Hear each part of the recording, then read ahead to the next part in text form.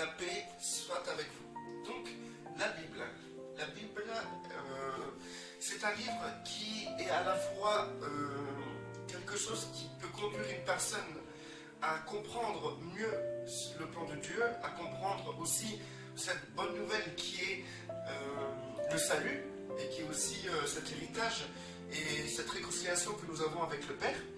Et aussi, ce livre peut être aussi quelque chose qui amène le conflit, qui amène la division, qui amène aussi la colère, qui amène beaucoup d'œuvres de la chair.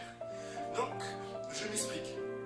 Vous connaissez tous la Bible d'une manière positive, celle qui est de lire les versets, de s'en imprégner, de mieux comprendre ce que Dieu essaye de nous montrer et là où Dieu veut nous conduire. Ça, c'est très bien. Donc, je vais plutôt parler de l'autre facette de la Bible. Alors, cette facette-là est une facette qui amène à la division. C'est-à-dire qu'on a une mode aujourd'hui. Cette mode, c'est que quand on n'est pas d'accord sur un point, on va sortir la Bible et il y aura un combat de versets.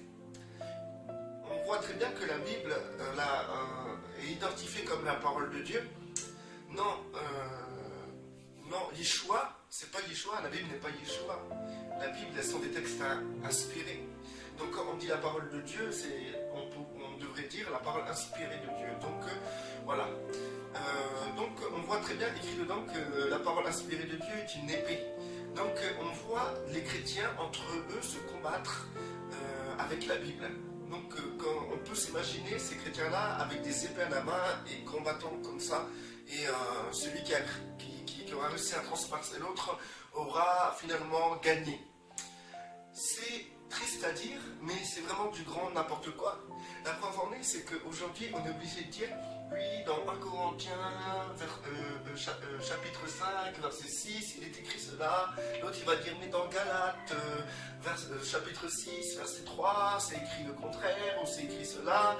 Donc, c'est-à-dire qu'il n'y a plus de personne qui s'exprime comme le maître. C'est-à-dire, le maître s'exprimer d'une manière naturelle, d'une manière simple. Donc, dans la Bible, justement, dans cette Bible, on peut voir que le maître allait de lieu en lieu, il enseignait, donc il enseignait avec les moyens intellectuels que les gens pouvaient comprendre. Donc, c'est-à-dire que c'est comme c'était des bergers, donc qui donnaient des paraboles par rapport aux bergers, par rapport à la nature, que c'est des gens qui s'étaient habitués à ce genre de langage. Yeshua s'habituait au langage des personnes à qui il s'adressait pour que les personnes intellectuellement puissent comprendre déjà premièrement. Ensuite, c'était très rare que Yeshua prenait la Torah, tac, il commençait à lire les versets pour prouver ce qu'il disait. À chaque enseignement, il ne prenait pas les versets pour dire voilà, il est écrit ça, je vous explique, etc. Le seul moment où on le voit utiliser la Torah, c'est lorsque quelqu'un arrivait vers lui, comme Satan, pour lui dire il est écrit ainsi. Et Yeshua lui a répondu par rapport à la parole. C'est-à-dire que Satan avait une grande connaissance, une grande compréhension de la parole. Donc c'est-à-dire que Yeshua pouvait parler de cette manière-là à Satan, puisque Satan, c'est comme ça qu'il fonctionnait. D'accord? Donc maintenant, il parlait aux paysans d'une autre manière. Il ne commençait pas à sortir la Torah, les versets de la Torah, etc. Un jour, il a aussi ouvert un passage d'Ésaïe. Il a lu le passage d'Ésaïe pour dire que il a lu une prophétie pour dire que cette prophétie a été accomplie. Donc, voilà comment Yeshua utilisait la Torah, la parole inspirée de Dieu. Mais quand il s'adressait aux gens, quand il s'adressait avec l'inspiration que Dieu lui donnait, il s'exprimait d'un naturel, d'une simplicité. Et les gens, quand il parlait, les gens n'allaient pas lui dire mais c'est écrit où ça? Donne-moi le verset s'il te plaît. C'est écrit dans Nombre, c'est écrit dans Deutéronome. Moi je comprends, donne-moi le verset, on va voir ça ensemble, on va s'asseoir sur une table, on va sortir nos Bibles. Non, ça se passait pas comme ça. Donc aujourd'hui, les chrétiens sont arrogants avec leur Bible, tout le temps comme dire ouais, il est écrit, ouais, nanana, dans le verset un tel, montre-moi le verset de ce que tu dis, de ce que tu avances.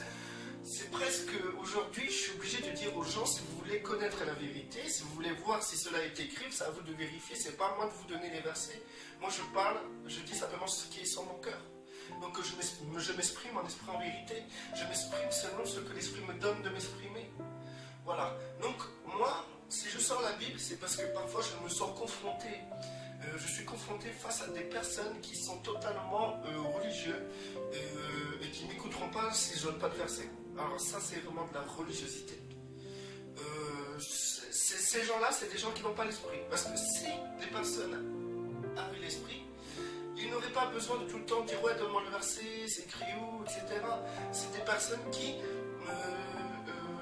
leur intuition intérieure, reconnaîtront cette parole venant de notre divin berger.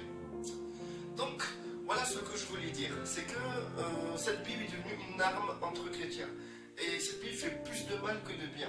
Alors, ce que je vous conseille, c'est d'utiliser cette Bible pour vous, premièrement, et ensuite pour les autres, si l'Esprit vous amène, vous conduit à l'utiliser. C'est pareil, comme nous voyons dans des assemblées, qu'est-ce qui se passe en fait? Le dimanche, c'est même pas des paroles, des prêches inspirées à la simplicité, à la façon de notre maître, c'est simplement des pasteurs, des enseignants ou autres, ou des anciens qui vont toute la semaine réfléchir sur un message et après ils vont chercher tout plein de versets et après ils vont expliquer les versets, etc. Donc ça se limite à ça. Et je ne retrouve pas mon maître à travers ces gens-là. Je ne retrouve pas mon maître Yeshua, c'est lui qui donnait de la manne fraîche, cette manne que nous ne pouvons pas mettre de côté ou sinon elle pourrit, cette manne fraîche qui tourne chaque jour, notre pain quotidien.